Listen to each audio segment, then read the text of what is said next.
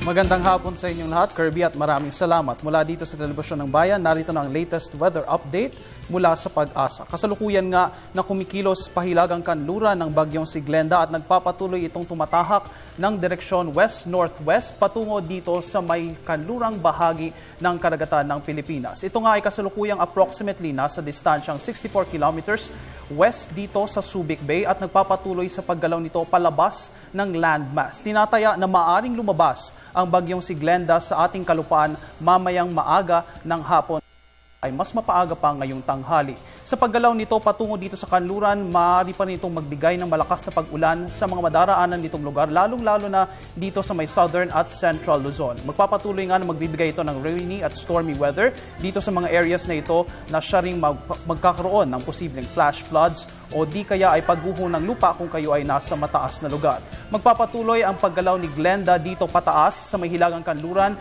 at inaasahan naman na pagdating ng Huwebes o di kaya ay Biyernes ay lalabas na ito ng Philippine Area of Responsibility kung saan ito ay tutungo dito sa may timog na bahagi ng China. Dahil nga tayo ay nadaraanan ng bagyo, nagtaas rin ng gale warning ang Pag-asa kanina lamang at kaninang umaga nakataas ang gale warning dito sa may hilagang bahagi ng Luzon at dito sa lahat ng seaboards ng buong Kabisayan. Ngunit ngayon na nandito na ngayon sa may kanlurang bahagi ng bansa si Bagyong Glenda, maaari rin na maging napakaalon hanggang sa napakaalon nitong mga karagatan dito sa may kanlurang bahagi ng Pilipinas. Pinapayuhan ang ating mga mangingisda, maliliit na sasakyang pandagat, pati na rin ang mga malalaking barko na huwag po muna maglayag dito sa mga seaboards na ito at umiwas na lamang dahil magiging napakaalon at delikado nga ng ating seafaring conditions ngayong araw na ito.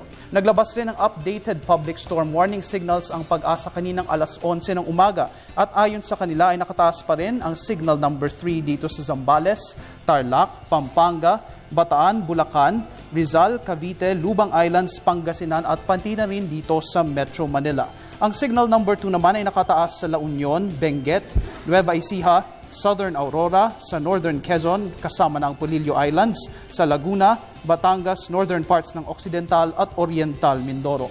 Ang signal number 1 naman ay nakataas sa Ilocos Sur, Mountain Province, Ifugao, Quirino, sa nalalabing bahagi ng Aurora, sa Camarines Norte, Marinduque, sa nalalabing bahagi ng Occidental at Oriental Mindoro, at sa may Calamian Islands.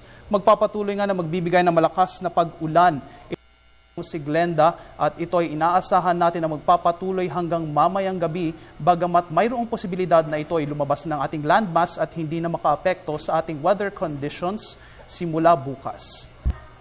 Mga kaibigan, itong ang ating bagyong si Glenda ay nagdulot sa atin ng malakas na pag-ulan dito sa may silangang bahagi ng bansa hanggang dito sa atin sa National Capital Region. At kahapon, naitala ng Pag-asa ang mga lugar kung saan nagkaroon ng mataas na pag-ulan at marami dito sa Pilipinas. Nanguna sa listahan natin ang Sorsogon na mayroong 247.8 mm na recorded rainfall within 24 hours. Sumunod naman dito sa may Alabat, Quezon Province na umabot ng 195 mm at dito sa may Kabisayaan umabot naman ng 143.5 mm ang recorded rainfall sa may Katarman, Northern Samar. Ang mga pag-ulan nga na ito ay kahapon pa at bibigyan tayo ng update ng Pag-asa kung ano ang mga naitalang pag-ulan dito naman sa may Metro Manila at sa mga karatig na lugar nito ngayon at maaari itong ilabas bukas ng Weather Center. Mga kaibigan, mayroon ngang iba't ibang klase ng pagbaha na naranasan dito sa Pilipinas. May iba't ibang weather system at ibang sama ng panahon. Ano nga ba ang mga pagbaha na ito? Mayroon tayong 3 klase ng pagbaha na nararanasan normally. At ang 3 ito ay ang river flood, flash flood at coastal flood. Sa 3 ito, ang river flood ay nararanasan natin sa mga lugar kung saan may mga rook kayong katabi ng mga ilog.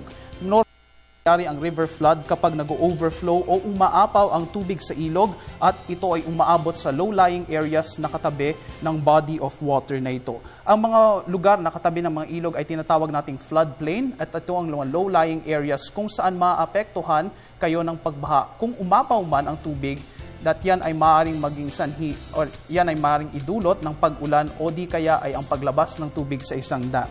Isang example kung saan may mga lugar na may low-lying areas at may floodplains, mga kaibigan, ay dyan sa Marikina City at yan nga ay naganap nagaganap normally kapag tayo ay nakakaranas ng sunod-sunod na pag-ulan sa mga susunod na araw.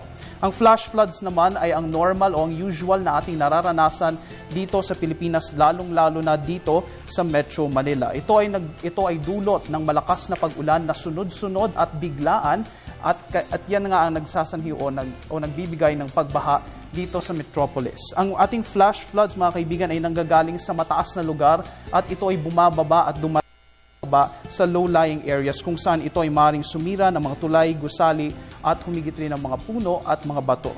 Nararanasan natin ang flash floods dito sa may syudad o di kaya ay dito sa mga low-lying areas na may katabi ng mga matataas na areas kung saan nagmumula ang pagbaha. Ang coastal floods naman ay ang malakas na pagdaloy ng tubig mula sa karagatan o di kaya ay sa may malaking body ng water na tinutulak nito ang tubig papasok dito sa inland. Yan ay ang low-lying areas na coastal areas at ito naman ay nagaganap rin dito sa may mga dalampasigan at mga beaches kung saan nagkakaroon ng malakas na pag-ulan at malakas na hangin.